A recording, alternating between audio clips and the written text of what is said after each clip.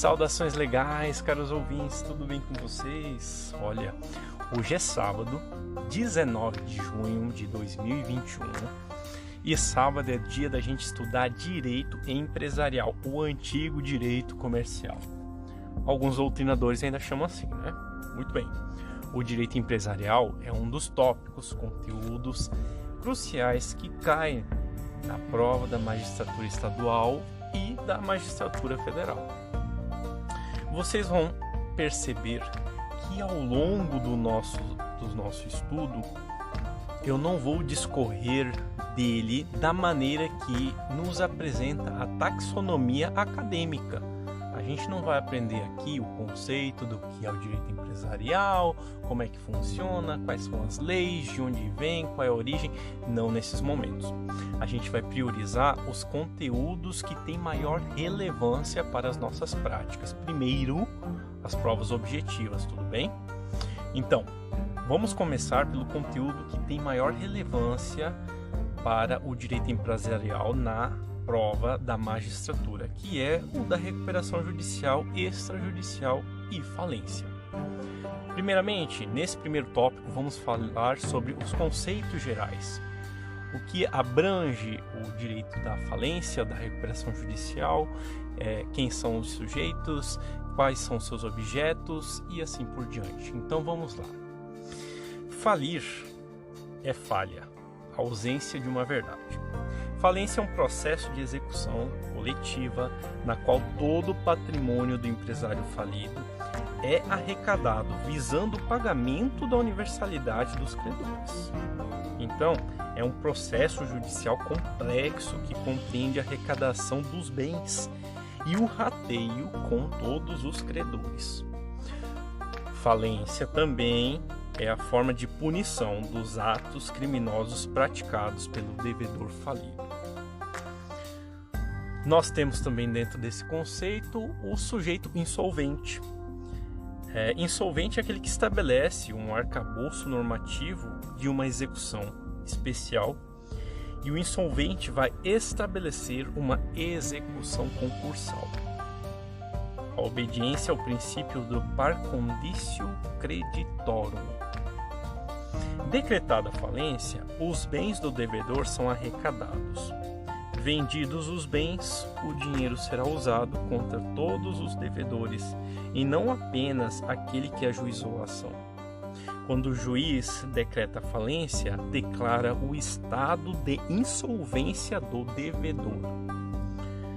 Há uma ordem de classificação para que seja efetuado o pagamento dos credores. Possa ser que o devedor, ou melhor, possa ser que o credor que ajuizou a ação de falência esteja no final da fila de classificação. Tem-se então a falência para o empresário e a insolvência civil quando o devedor exerce uma atividade não empresarial.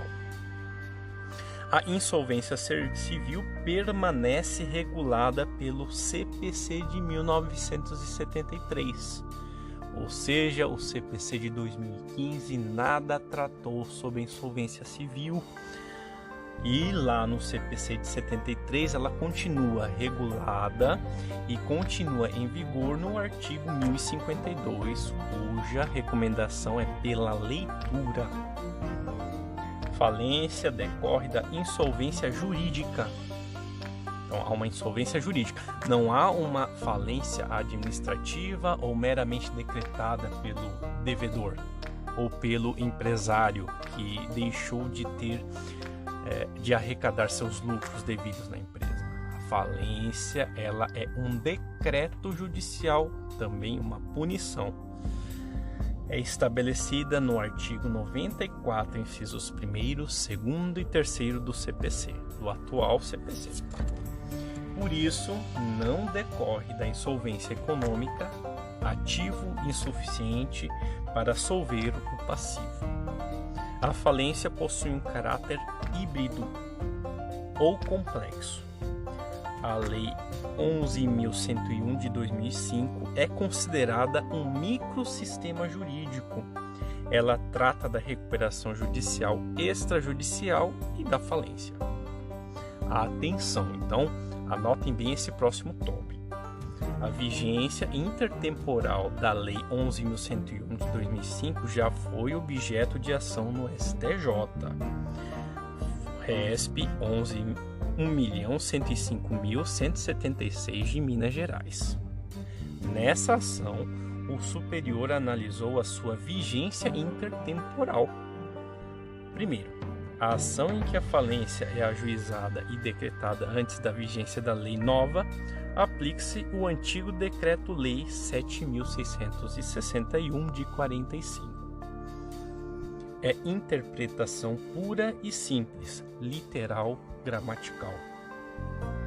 O artigo 192 da Lei 11.101 de 2005, caput. Segundo, em falência decretada e ajuizada após a vigência da lei nova, esta se aplica integralmente. Falência ajuizada antes da lei nova, mas decretada após a sua vigência, aplique-se o decreto-lei antigo até a sentença. E a lei 11.101 de 2005 a partir da sentença. É a exegese do artigo 192, parágrafo 4º da lei nova. Então, atenção a esse tópico. A lei de falências e recuperação extrajudicial é fundada na teoria da empresa. Somente pode ser aplicada à atividade empresária. Só pode, então, ser aplicada a quem exerce uma atividade de empresa. Sociedade simples, portanto, não pode realizar e nem utilizar-se desta lei, tampouco condomínio ou entes despersonalizados. A lei de falências tem inaplicabilidade absoluta para a empresa pública e a sociedade de economia mista. A sua aplicabilidade é relativa à instituição financeira pública ou privada, cooperativa de crédito, consórcio, entidade de previdência complementar, sociedade operadora de assistência à saúde, sociedade seguradora, capitalização e outras equiparadas. No entanto, se prevista em lei, pode ser aplicada a estes entes. Então, define instituição financeira é o artigo 17 da Lei 4.595 de 64. A gente vai ter que ler esse dispositivo legal, mas no momento futuro, beleza? Ou vocês podem pegar a sua lei, seu vadimeco, e lá conferir qual é a definição de instituição financeira. Importantíssimo para a nossa prova. O liquidante que apresenta o relatório poderá ter autorizado pelo Banco Central a falência de entidade financeira quando o valor não for suficiente à metade dos quirografários ou crimes falimentares.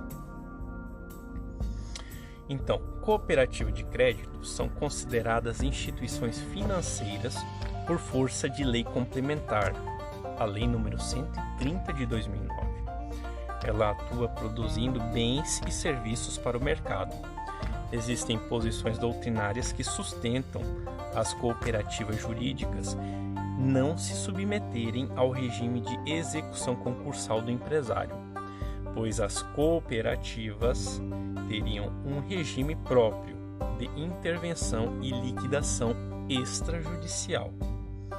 Mas, para a maioria do entendimento jurisprudencial, não pode a cooperativa sujeitar-se à falência, pois detém natureza civil e praticam atividades não empresárias, devendo então prevalecer a forma de liquidação prevista na Lei 5.764 de 71.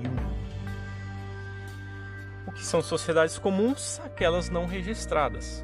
Não podem então requerer falência de seus devedores, mas seus devedores podem no requerer.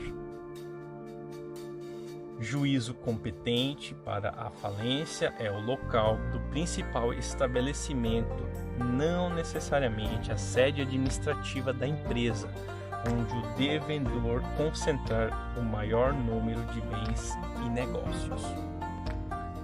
Nesse sentido, então, é como dispõe o enunciado da Jornada de Direito Civil número 466. E aí eu vou ler aqui para vocês, tá? Os artigos 968, inciso 4º, parte final, e 997, inciso 2º, para fins do direito falimentar, o local do principal estabelecimento é aquele de onde partem as decisões empresariais e não necessariamente a sede indicada no registro público. Gente, essas foram a introdução. Essa foi a introdução daquilo que a gente tem para falar sobre o direito falimentar. Na próxima aula, no próximo estudo, a gente vai falar sobre as disposições comuns da Lei Geral de Falências. E eu espero vocês lá. Tudo bem? Bons estudos, boas escutas e boas pesquisas.